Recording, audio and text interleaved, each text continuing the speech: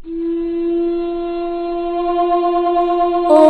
श्री गणेशाय नमः। दोस्तों, हिंदू धर्म में सप्ताह का हर दिन किसी न किसी देवी देवता को समर्पित किया गया है, जिसके अनुसार रविवार के दिन भगवान सूर्य की पूजा की जाती है। शास्त्रों में सूर्य देव की पूजा को बेहद खास माना गया है। कहते हैं कि अगर भगवान सूर्य की कृपा किसी व्यक्ति पर पड़ती है तो उसका भाग्य सूर्य के तेज के समान ही चमकने लगता है। ऐसे में अगर आप भी चाहते हैं कि सूरज के तेज की तरह ही आपका भाग्य भी चमक उठे, रविवार के दिन सुबह जल्दी उठकर स्नान आदि करें। इस दिन मुख्य रूप से सफेद रंग के कपड़े पहनना शुभ माना जाता है, इसीलिए सफेद वस्त्र धारण करें। इसके बाद एक लोटे में जल लेकर उसमें रोली, लाल फूल, अक्षत, चीनी, चंदन आदि मिलाए तैयार किए गए जल का अर्घ्य सूर्य देव को अर्पित करें और रविवार के व्रत का संकल्प लें। अब सूर्य देव की पूजा के लिए एक चौकी स्थापित करें। चौकी पर लाल रंग का कपड़ा बिछाकर इस पर भगवान सूर्य की तस्वीर स्थापित करें। अब सूर्य देव को रोली, अक्षत, सुपारी, फूल आदि चीजें अर्पित करें। सूर्य देव के समीप घी का दीपक और धूप जलाए भगवान सूर्य को भोग के रूप में फल और मिठाई अर्पित करें। अब रविवार व्रत कथा पढ़े या सुने और आखिर में सूर्य देव की आरती जरूर करें, तभी यह व्रत सफल माना जाएगा। दोस्तों, हिंदू धर्म में सावन की तरह भादो महीने का भी विशेष महत्व है। जैसे सावन में सोमवार की महत्ता है, वैसे ही भादो के रविवार का भी बड़ा महत्व होता है। मान्यता है कि इस महीने भगवान विष्णु अपनी नींद पूरी करने के बाद जग जाते हैं। यही वजह है कि इस पूरे महीने रविवार को सूर्य और भगवान विष्णु की पूजा करने से साधक को विशेष फल की प्राप्ति होती है। ज्योतिष के अनुसार जातक की कुंडली में सूर्य की स्थिति ठीक ना हो तो उसे समाज में मान सम्मान नहीं मिलता है, उसे जीवन भर कष्ट रहता है, उसके जीवन में खुशहाली नहीं आ पाती। यही वजह है कि रविवार के दिन कुछ खास कार्य नहीं करने की सलाह दी जाती है। खास तौर से भादों के रविवार को यह काम बिल्कुल नहीं करने चाहिए। इन कार्यों को करने से सूर्य ग्रह के कुप्रभाव का सामना करना पड़ता है।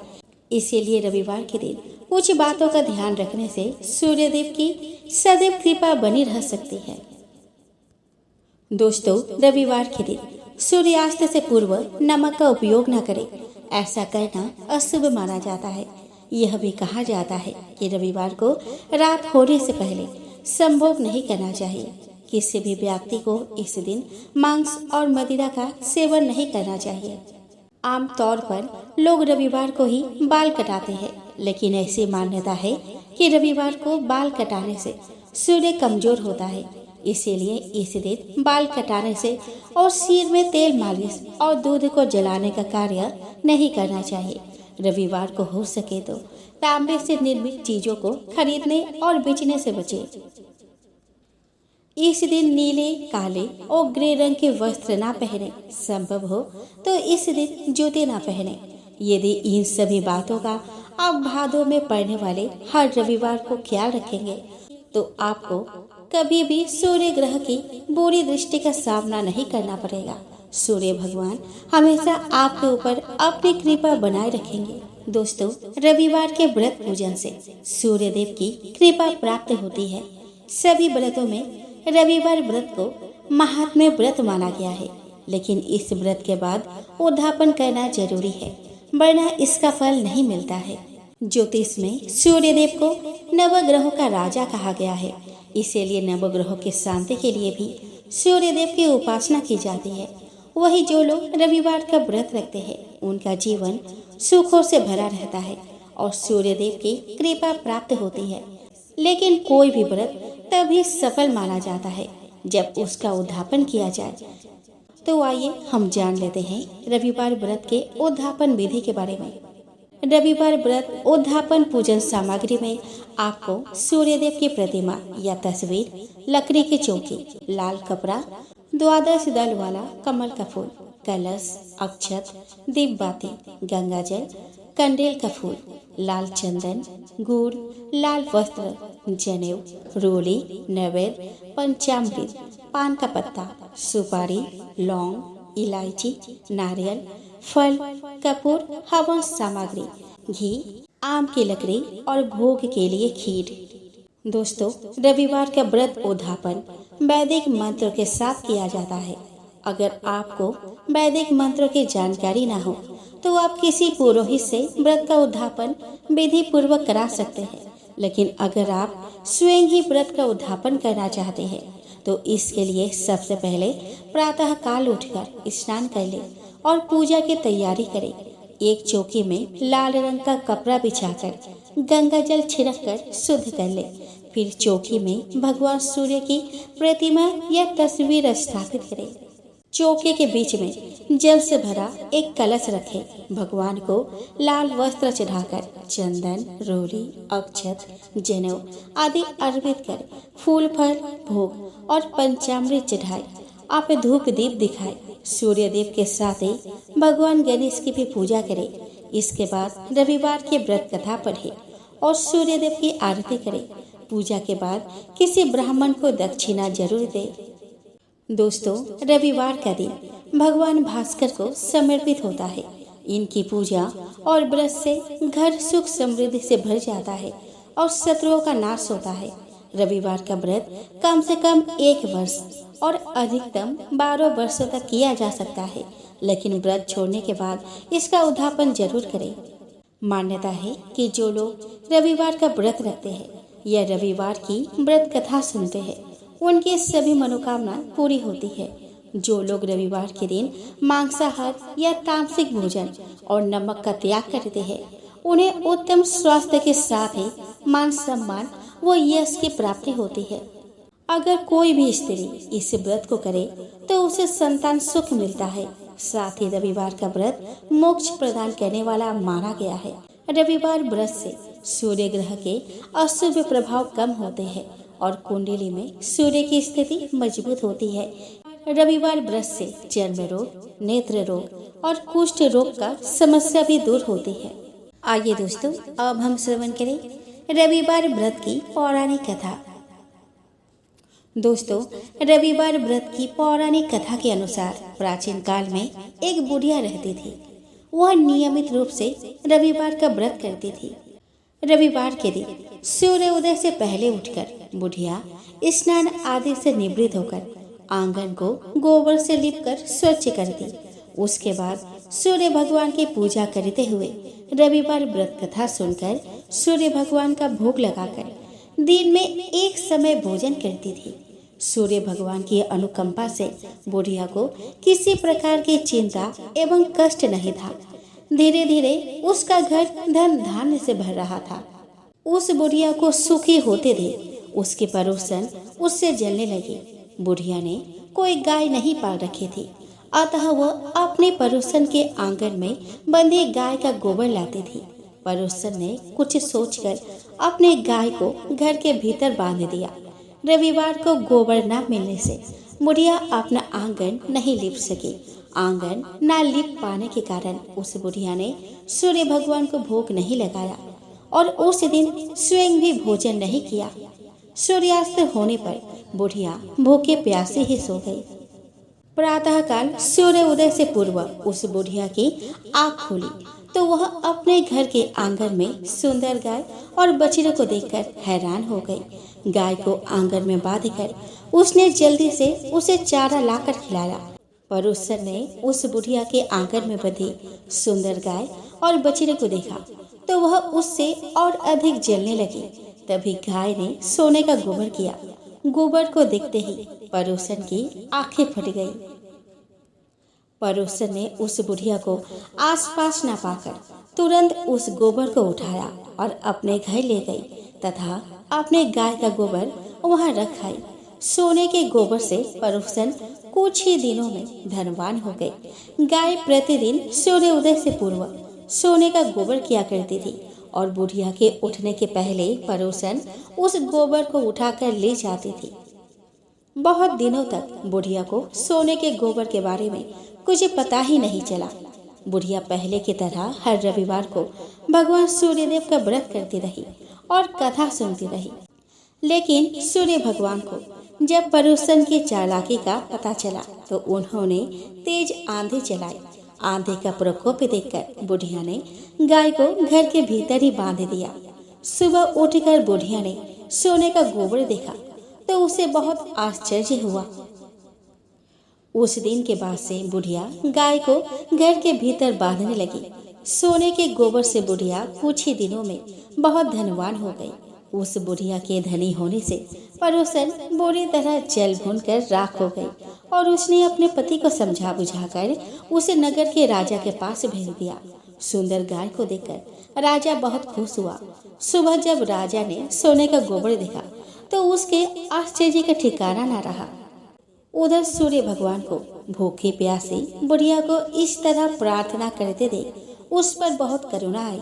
उसी रात सूर्य भगवान ने राजा को स्वप्न में कहा कि राजन, बुढ़िया की गाय व बछड़ा तुरंत ही लौटा दो, नहीं तो तुम पर विपत्तियों का पहाड़ टूट पड़ेगा, तुम्हारा महल नष्ट हो जाएगा। सूर्य भगवान के स्वप्न से बुरी तरह भयभीत राजा ने प्रातः उठते ही गाय और बछड़ा बुढ़िया को लौटा दिया। राजा ने बहुत सा धन देकर बुढ़िया से अपनी गलती के लिए क्षमा मांगी। राजा ने पड़ोसन और उसके पति को उनकी इस दुष्टता के लिए दंड दिया। फिर राजा ने पूरे राज्य में घोषणा करा दी कि सभी स्त्री पुरुष रविवार का व्रत किया करें। रविवार का व्रत करने से सभी लोगों के घर धन धान्य से भर गए। राज्य में चारों ओर खुशहाली छा गई। स्त्री पुरुष सुखी जीवन यापन करने लगे तथा सभी लोगों के शारीरिक कष्ट भी दूर हो गए। तो प्रेम से बोलो सूर्य भगवान की जय हो। दोस्तों, एक बार राजा शतानिक ने सुमंत मुनि से पूछा कि महामुनि, सांब कौन है और किसका पुत्र है? भगवान सूर्य ने उसके ऊपर अपनी कृपा क्यों की, यह आप बताने की कृपा करें। सुमंत मुनि ने कहा कि राजन, संसार में 12 आदित्य प्रसिद्ध है। उनमें से विष्णु नाम के जो आदित्य है वे इस जगत में वासुदेव श्री कृष्ण के रूप में अवतीर्ण हुए। उनके जाम्बवती नाम की पत्नी से महाबलशाली सांब नामक पुत्र हुआ। वह शापवश कुष्ठ रोग से ग्रस्त हो गया। उससे मुक्त होने के लिए उसने भगवान सूर्य नारायण की आराधना की और उसी ने अपने नाम से सांबपुर नामक एक नगर बसाया और यहीं पर भगवान सूर्य नारायण की प्रथम प्रतिमा स्थापित की। राजा शतानिक ने पुनः पूछा कि महाराज, सांब के द्वारा ऐसा कौन सा अपराध हुआ था जिससे उसे इतना कठोर श्राप मिला? थोड़े से अपराध पर तो श्राप नहीं मिलता। सुमंत मुनि ने कहा कि राजन, इस वृत्तांत का वर्णन हम संक्षेप में कर रहे हैं, आप सावधान होकर सुने। एक समय रुद्र के अवतार भूत दुर्वासा मुनि तीनों लोकों में विचरण करते हुए द्वारकापुरी में आए, परंतु पीले पीले नेत्रों से युक्त कृष शरीर अत्यंत विकृत रूप वाले दुर्वासा को देखकर सांब अपने सुंदर स्वरूप के अहंकार में आकर उनके देखने, चलने और चेष्टाओं की नकल करने लगे। उनके मुख के समान अपना ही विकृत रूप बनाकर उन्हीं के भांति चलने लगे। यह देखकर और सांब को रूप तथा यौवन का अत्यंत अभिमान है, यह समझकर दुर्वासा मुनि को अत्यधिक क्रोध आया। वे क्रोध से कांपते हुए यह कह उठे कि सांब, मुझे कुरूप और अपने को अति रूप संपन्न मानकर तूने मेरा परिहास किया है। जा, तो शीघ्र ही कुष्ठ रोग से ग्रस्त हो जाएगा। ऐसे ही एक बार पुनः परिहास किए जाने के कारण दुर्वासा मुनि को फिर श्राप देना पड़ा और उसी श्राप के फलस्वरूप सांब से लोहे का एक मुसल उत्पन्न हुआ जो समस्त यदुवंशियों के विनाश का कारण बना। अतः देवता, गुरु और ब्राह्मण आदि की अवज्ञा बुद्धिमान पुरुष को कभी नहीं करनी चाहिए। इन लोगों के समक्ष सदैव विनम्र ही बना रहना चाहिए और सदा मधुर वाणी ही बोलनी चाहिए। राजन, इस प्रकार दुर्वासा मुनि के श्राप से सांब को कुष्ठ रोग हुआ था। सुमंतु जी बोले कि राजन, भयंकर कुष्ठ रोग का श्राप प्राप्त कर दुखित हो सांब ने अपने पिता भगवान श्री कृष्ण से पूछा कि तात, मेरा यह कष्ट कैसे दूर होगा? कृपया करके इसका उपाय आप बताएं। भगवान श्री कृष्ण ने कहा कि वत्स, तुम भगवान सूर्य की आराधना करो, उससे तुम्हारा यह कुष्ठ रोग दूर हो जाएगा। तुम देव ऋषि नारद द्वारा सूर्य नारायण के आराधना विधान की शिक्षा प्राप्त करो। वे प्रसन्न होकर तुम्हें विस्तार से उनकी आराधना का विधान बतलाएंगे। एक दिन नारद जी द्वारकापुरी में भगवान श्री कृष्ण का दर्शन करने के लिए आए। उसी समय सांब ने अत्यंत विनम्र भाव से जाकर उन्हें प्रणाम किया और हाथ जोड़कर प्रार्थना की कि महामुनि, मैं आपकी शरण में हूँ। आप मेरे ऊपर कृपा कर कोई ऐसा उपाय बताएं जिससे मेरा शरीर कुष्ठ रोग से मुक्त हो सके और मेरा कष्ट दूर हो जाए। नारद जी ने कहा कि सांब, सभी देव जिनकी स्तुति करते हैं उन्हीं का तुम भी पूजन करो। उन्हीं की कृपा से तुम रोग से मुक्त हो जाओगे। सांब ने पूछा कि महाराज, देवगण किसका पूजन और स्तवन करते हैं? आप ही उसे भी बताएं जिससे मैं उनकी शरण में जा सकूं। यह सापाग्नि मुझे दग्ध कर रही है। ऐसे कौन देवता है जो कृपा करके मुझे इस विपत्ति से मुक्त करा सकेंगे? नारद जी ने कहा कि पुत्र, समस्त देवताओं के पूज्य, नमस्कार करने योग्य और निरंतर स्तुत्य भगवान सूर्य नारायण ही है। तुम उनके प्रभाव को सुनो। नारद जी ने कहा कि तुम सूर्य नारायण की आराधना करो। उनके प्रभाव से तुम्हारे कुष्ठ रोग का अंत होगा। तदंतर सांब ने भगवान सूर्य नारायण की आराधना करके पुनः अपने सुंदर रूप तथा आरोग्य को प्राप्त किया और अपने नाम का सांबपुर नामक एक नगर बसाकर उसमें भगवान सूर्य को प्रतिस्थापित किया। आइए दोस्तों, अब हम श्रवण करें रविवार की आरती। कहूँ लगी आरती दास करेंगे, सकल जगत जाकी ज्योति विराजे। कहूँ लगी आरती दास करेंगे, सात समुद्र जाके चरण अवसे। कहा भयो जल कुंभ भरे हो रहा, सात समुद्र जाके चरण अवसे। कहा भयो जल कुंभ भरे हो रहा, सकल जगत जाके ज्योति विराजे। कहूँ लगी आरती दास करेंगे, कोटि भरू जाके नख की शोभा। कहा भयो मंदिर दीप धरे हो रहा, कोटि भरू जाके नख की शोभा। कहाँ भयो मंदिर दीप धरे हो रहा, सकल जगत जाके ज्योति विराजे। कहूँ लगी आरती दास करेंगे, भार 18 राम बलि जाके। कहा भयो सिर पुष्प धरे हो राम, भार 18 राम बलि जाके। कहा भयो सिर पुष्प धरे हो राम, सकल जगत जाके ज्योति विराजे। कहूँ लगी आरती दास करेंगे, छप्पर भोग जाके प्रतिदिन लागे। कहा भयो निवद धरे हो राम, छप्पन भोग जाके प्रतिदिन लागे। कहा भयो निवद धरे हो जगत जाके ज्योति विराजे। कहू लगे आरती दास करेंगे। अमित कोटि जाके बाजा बाजे। कहा भयो जन कार करे होरा। अमित कोटि जाके बाजा बाजे। कहा भयो जन कार करे होरा। सकल जगत जाके ज्योति विराजे। कहू लगे आरती दास करेंगे। चार वेद जाके मुख की शोभा। कहा भयो ब्रह्म वेद पढ़ी होरा।